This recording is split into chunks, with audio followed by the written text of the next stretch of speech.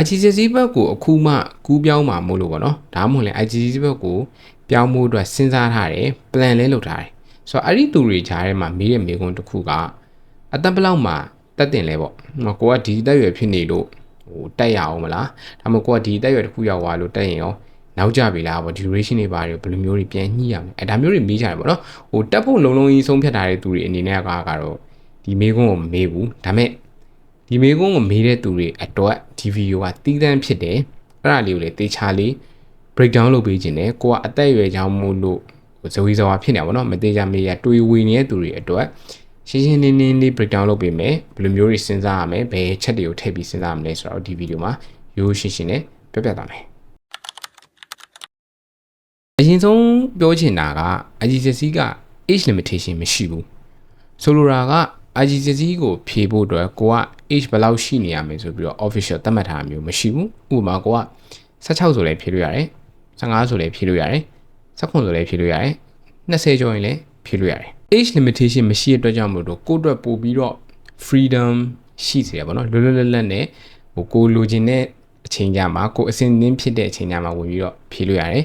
အဲ့ဒါကိုမှပိုကောင်းတာတစ်ခုကပြင်ဆင်မှုအတွက် preparation time ကိုလည်းကိုလိုအပ်တယ်လို့မျိုးယူပြီးတော့တေချာပြင်ဆင်ပြီးတော့မှကိုက ready ဖြစ်တဲ့အချိန်ကြမှာဖြေလိုက်လို့ရတယ်ပုံမှန်အားဖြင့်ကတော့14နှစ်နဲ့16နှစ်ကြားကို prepare လုပ်တယ်ဒီ2 years curriculum ကို prepare လုပ်တယ်ဘာဖြစ်လဲဆိုတော့ဒါ IGCSE က UK curriculum နဲ့ဆိုလို့ရှိရင် year 10နဲ့11နှစ်နှစ်စာဟာကို14နှစ်နဲ့16နှစ်မှာ prepare လုပ်တယ်ဒီ end of 16ပေါ့နော်16နှစ်အပြီးလောက်မှာဒီ IGCSE ကိုဖြေတယ်ကျွန်တော်တို့ကတော့15လောက်မှာ15ပြည့်ပြီးတော့မှကျွန်တော်ဖြေခဲ့တယ်ဆိုတော့ဒီဗီဒီယိုကြည့်နေတဲ့သူတွေကြားထဲမှာလည်းကိုကဖြေဖို့အတွက်စောနေရတယ်ဖြေဖို့အတွက်နောက်ကျနေရတယ်အဲ့လိုမျိုးတွေမဟုတ်ပဲねကိုက IGCSE ကိုလိုအပ်တယ်ဆိုရင်တော့ age limitation မရှိတဲ့အတွက်ကြောင့်မလို့ဖြေဖို့တော့ပို့ပြီးတော့ consider လုပ်စေချင်တယ်ဒီနေရာမှာတစ်ခုမှာကဒီ IGCSE ဖြေဖို့ prepare လုပ်တဲ့ duration တော့ခုနပြောတဲ့ဒီ session လာတွေ2နှစ်တွေဆိုတော့ဒီဟာတွေက most common ပေါ့နော်common ဖြစ်တဲ့ program duration တွေကိုကဒါကြီးကိုလုံးဝ fix follow လုပ်ရမှာလားဆိုရင်အဲ့လိုတော့မဟုတ်ဘူးပြောချင်တာကသူများ16လလုပ်တယ်သူများ2နှစ်လုပ်တယ်ဆိုကိုကအဲ့တိုင်းလိုက်ပြီး follow လုပ်ရမှာလားအဲ့လိုတော့မဟုတ်ဘူးဒါပေမဲ့ဒီကတော့ recommended structure တွေ recommended program duration တွေကိုကအဲ့လိုမှမဟုတ်ဘူးတနေ့နဲ့လုံနိုင်နေတနေ့တွင်းမှာလည်းတေးသေးချာချာ IGCSE ရဲ့ benefits အကုန်လုံးခံစားသွားမယ်ဆိုရင်လည်းတနေ့နဲ့လုပ်လို့ရတယ်အဲ့လိုမှမဟုတ်ဘူးကိုက6လနဲ့ပဲလုံနိုင်နေဆိုရင်လည်းလုပ်လို့ရတယ်အဲ့လိုမှမဟုတ်ကိုက2နှစ်မှမပြီးနိုင်လို့2နှစ်ခွဲလောက်သွားခြင်းတယ်ဆိုလေသွားလို့ရတယ်ဒီ limitation မရှိဘူးကိုကဘယ်လောက်ပဲအချိန်ယူပြီး prepare လုပ်ကိုအသက်အရွယ်ဘယ်လောက်ဖြစ်သွား register လုပ်ပြီးတော့ submit ဖို့ဖြေလိုက်အောင်မယ်ဒါကတော့ IGCSE exam အတွက် age requirements ကိုအရင်ဆုံးပြောပြပေးတာဆိုတော့ age requirements မရှိတဲ့အတွက်ကြောင့်မလို့ကိုကဘယ်လိုအသက်အရွယ်ပဲဖြစ်နေလိုအပ်တယ်ဆိုတော့ဖြေဖို့တော့တိုက်တွန်းတယ် IGCSE ဖြေဖို့တော့ကိုကဆုံးဖြတ်လိုက်ပြီဒါပေမဲ့ age requirements ကို IGCSE မှာမရှိတဲ့အတွက်ကြောင့်မလို့လုံးဝ AC ဖြစ်သွားပြီလားဆိုရင်90% လောက်တော့ rest assure လုပ်လို့ရတယ် AACC ဖြစ်သွားပြီဒါပေမဲ့ကျွန်တော်အနေနဲ့ကတော့ပို့ပြီးတော့တေးချခြင်းကစုံစမ်းတင်တဲ့တစ်ခုရှိရပါတော့အဲ့ဒါပါလဲဆိုတော့ကိုက IGCSE ဖြေရတဲ့ရွယ်ချက်ကဒါဒီထက်ပိုကောင်းတဲ့ education တွေဒီထက်ပိုမြင့်တဲ့ qualification တွေကိုရရှိဖို့ဥပမာဆိုရင် A level တက်တာပဲဖြစ်ဖြစ်foundation တက်တာပဲဖြစ်ဖြစ် college သွားတာပဲဖြစ်ဖြစ် university သွားတာဖြစ်ဒါတွေကကိုယ့်ရဲ့နောက်ထပ်တက်မဲ့အဆင့်တွေပဲဆိုပါစို့ဆိုတော့ဒီလိုမျိုးလုပ်ဖို့အတွက် IGCSE ကိုဖြေတာဆိုရင်တစ်ခုအနေနဲ့စုံစမ်းတင်တာကဒါကတော့တော်တော် rare ဖြစ်တယ်အရင်တော့ comment ဖြစ်တာတော့မဟုတ်ဘူးတချို့ college တွေတချို့ university တွေတချို့နိုင်ငံတွေက age limitation age requirements တွေရှိတယ်ဥပမာနဲ့ရှင်းပြမယ်ပေါ့နော်ဥပမာ scenario နဲ့ပြောမယ်ဆိုရင်ကိုက15ပဲထားပါအောင်ဆို15နှစ်မှာကိုက prepare လုပ်လိုက်တယ်16နှစ်ကျော်လောက်မှာကိုက IGCSE ဖြေလိုက်တယ်ဆိုတော့ IGCSE result ရတဲ့အချိန်မှာကိုက16မပြည့်သေးဘူးဒါပေမဲ့အဲ့ချိန်မှာတခြားနိုင်ငံ abroad တစ်ခုကိုသွားမယ်ပေါ့နော် foreign country တစ်ခုကိုသွားတဲ့အချိန်မှာ college ကိုတက်ဖို့အတွက်နိုင်ငံကခွင့်မပြုတာမျိုးလည်းဖြစ်နိုင်တယ် college က age requirements မပြီးလို့ခွင့်မပြုတာလည်းဖြစ်နိုင်တယ်ဆိုတော့အဲ့လိုမျိုးဖြစ်သွားလို့ရှိရင်အရင်စိုးသွားတာလားဆိုရင်အရင်စိုးသွားတာမျိုးတော့မဟုတ်ဘူးဒါပေမဲ့တစ်ခုစဉ်းစားရမှာကဘာလဲဆိုတော့ကိုက age requirement age limitation ကြောင့်မလို့သွားလို့မရသေးရင် gap လို့ပုံစံမျိုးတော့ဖြစ်သွားမယ်ဆိုတော့အဲ့ gap ကဒီတိုင်းပုံမှန်ကြည့်အရင်အနေနဲ့မရှိဘူးဘာမှimpact မရှိဘူးလို့ထင်ရပါမယ်အဲ့ gap year တွေ gap ဒီ month ပဲထားပါအောင်เนาะတကယ်လို့ကိုကလာနေပြီနှစ်နေပြီအဲ့လားတွေကအရင်တော့နည်းနည်းတော့စိုးရင်ကြတော့ရှိတယ်ဥပမာကိုကအဲ့ချိန်တွေမှာလီသွားတာမျိုးဖြစ်နိုင်တယ် နောက်တစ်ဆင့်တက်ဖို့အတွက် momentum မရှိတော့မျိုးတွေဖြစ်နိုင်တယ်တကယ်လို့ကိုကအဲ့လိုမျိုးမဟုတ်ဘူး gap year တွေမှာ government တွေမှာလည်း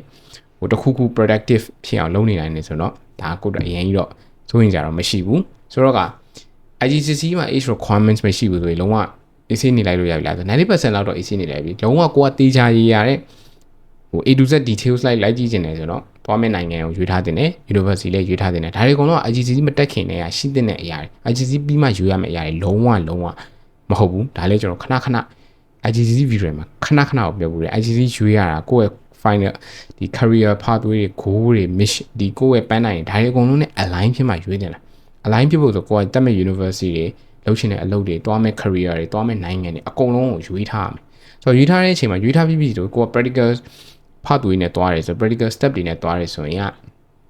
ကိုတွားမဲ့နိုင်ငံတွေကိုတွားမဲ့ university တွေက age requirement ရှိလားမရှိလားစုံစမ်းလို့ရတယ်ဆိုတော့စုံစမ်းလိုက်တဲ့အချိန်မှာမရှိဘူးဆိုတော့ဘာမှဆိုရင်မရှိတော့ IGCSE result ဆောက် apply လုပ် admission process အရာIELTS ဖြေတာဖြစ် Duolingo ဖြေတာဖြစ် preparatory course တွေတက်တာဖြစ်ဒါတွေလုပ်ပြီးတော့ကိုယ့်ကို AC University ကိုတွားတက်လို့ရတယ်ဒီဟာကအရင်ကြီးဟိုကြောက်အောင်လို့ပြောတာလည်းမဟုတ်ဘူးတချို့အတွက်ကြောက်လည်း gap year ကအရင်ဘာမှ trade တော့မဟုတ်ဘူးဒါပေမဲ့တချို့လူတွေတက်ကြဒီ gap year ကကိုယ့်ရဲ့ future plan တွေကိုပြတ်သွားအောင်လုပ်လို့ရတဲ့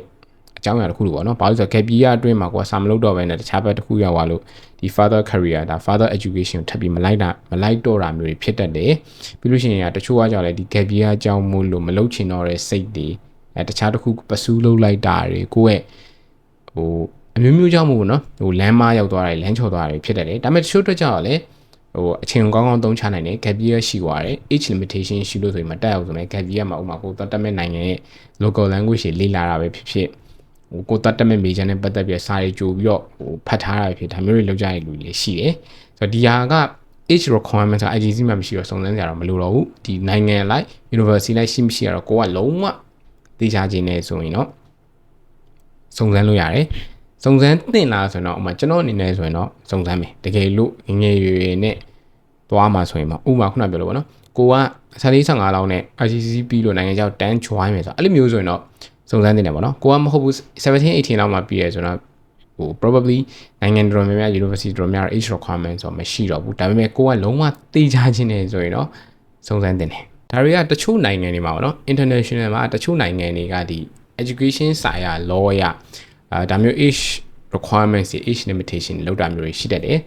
တချို့ college တွေတချို့ university တွေလည်းရှိတတ်တယ်ဒါပေမဲ့များသောအားဖြင့်ကတော့ကျွန်တော်သိသလောက်လည်းအဲ့လိုမျိုးတော့မထားရဘူးပေါ့နော်ဒါပေမဲ့လည်းကိုကလုံးဝ A to Z တေးချာကို organize လုပ်ချင်တာ manage လုပ်ချင်တာ plan လုပ်ချင်တဲ့သူမျိုးဆိုရင်တော့ဒီဟာလေးစုံစမ်းတာဘာမှအလုပ်ကြီးပို့သွားတာလည်းမဟုတ်ဘူးဆိုတော့စုံစမ်းတင်တယ်လို့တော့ကျွန်တော်တော့ဟို recommend လုပ်တယ်တကယ်လို့မစုံစမ်းလဲဘာမှမဖြစ်ဘူးဆိုတော့ဥပမာကိုက18နေ20တွေဖြစ်နေရင်တော့အရင်ဆိုရင်ကြတော့မရှိဘူးဒါပေမဲ့ young age ပေါ့နော် young learners တွေအတွက်ငငယ်ရွယ်နဲ့ပြီးတော့နိုင်ငံခြားချက်ချင်းသွားခြင်းတဲ့သူတွေအတွက်ဆိုရင်တော့ဒါကစုံစမ်းတဲ့အချက်တစ်ချက်ထဲမှာတော့ပါတယ်ဒီချိန်ကစဖို့အသင့်တော်ဆုံးလဲဆိုရင်က definite answer လုံးဝမရှိဘူး fix answer လုံးဝမရှိဘူးကျွန်တော်အနေနဲ့လုံးဝ definite answer ဒီတိကျတဲ့အဖြေတခုပေးလို့မရအောင်ဘာဖြစ်လို့လဲဆိုတော့ကိုက IGCSE ကိုဘယ်တက်ရွယ်မှာစတင်လဲဆိုတာကကိုယ့်ရဲ့ goal နဲ့ဆိုင်မယ်ဒါပထမဆုံးတစ်ခုပေါ့နော်ပြီးရင်ကိုယ့်ရဲ့အခြေအနေ situation ဒီ situation နဲ့မှာအများကြီးပါတယ် financial တွေရော education background တွေရောတခြားသော personal situation တော့အများကြီးပါတယ်ပြီးလို့ရှိရင်ကိုလုပ်ချင်တဲ့ဒီ career pathway တွေနဲ့လည်းဆိုင်မယ်ဆိုတော့အဓိကကတော့ဒီ goal ရဲ့ situation ဒီနှစ်ခုကတော့ဟိုအဓိကကြတော့နှစ်ခုကိုက final goal ကဘာလဲပေါ့ IGCSE ကိုတက်ရတဲ့အကြောင်း IGCSE ကို prepare လုပ်ရတဲ့ final goal ကဘာလဲဆိုတော့ဒီ final goal မှာမူတည်ပြီးတော့ဘယ်တက်ရွယ်မှာစတင်လဲဆိုတာကိုစဉ်းစားလို့ရတယ်ပြောလို့ရှိရင်ဒုတိယတစ်ခုခုနပြောတာပါနော် situation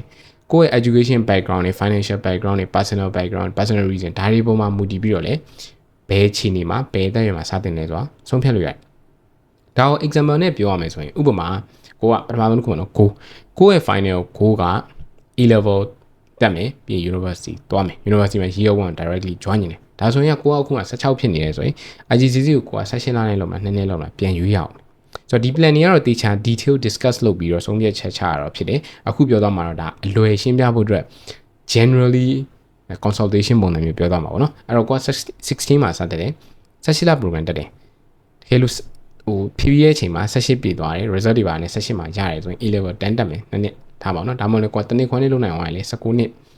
လောက်မှာ19နှစ်ကျော်လောက်မှာပြီးတော့မယ်ပြီး20မှာ university ရောက်မယ်အဲ့တော့ကိုက16မှာ IGCSE စတက်လို့ကိုယ့်ရဲ့ကိုက20မှာ university ရောက်မယ်လို့တက်တင်တယ်အဲ့လိုမှမဟုတ်ဘူးကိုက university ကို19လောက်မှာတည်းကရောက်ချင်တယ်ဒါမှမဟုတ်လေ21မှာရောက်ချင်တယ်ဒါမျိုးဆိုရင် change လုပ်ရမယ် plan starting point တွေပြောင်းသွားမယ်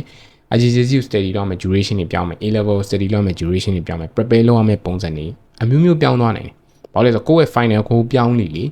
ဂျိုင်းမှာလုပ်ရမယ် step တစ်ခုချင်းစီရဲ့ဒီ process တွေ outline တွေကအကုန်လုံး change လုပ်ရမယ်ကိုယ့်ရဲ့ plan တစ်ခု structure တစ်ခုကြီးလေ change လုပ်ရမယ်ဆိုတော့ကဒီ goal ကအရင်ကို impact ရှိတယ်ဒီ goal ပေါ်မှာမူတည်ပြီးတော့ပဲကျွန်တော်တို့အနေနဲ့က IGCSE အတွက်ဒီ structure တွေ plan တွေချလို့ရှိရင်ကျောင်းသားရဲ့ goal ပေါ်မှာမူတည်ပြီးတော့ပဲဒါတွေကိုဟို plan လုပ်ရတယ် outline လုပ်ရတယ်ဒုတိယတစ်ခုကကြတော့ဒီခုနပြောတဲ့ situation ပေါ့နော်ဒီ situation မှာအဓိကတစ်ခုကတော့ education background ဒါကတော့တော်တော်လေးကိုအရေးပါတယ်တော်တော်လေးကိုအရေးကြီးတယ်ဘာဖြစ်လို့လဲဆိုတော့ရိုးရှင်းပြောလို့ရှိရင်တော့ IGCSE prepare လုပ်မဲ့ကျောင်းသားတစ်ယောက်အနေနဲ့က IGCSE အဆင့်ကိုစာ IGCSE အဆင့်ကစာရလေ့လာသင်ယူနိုင်ဖို့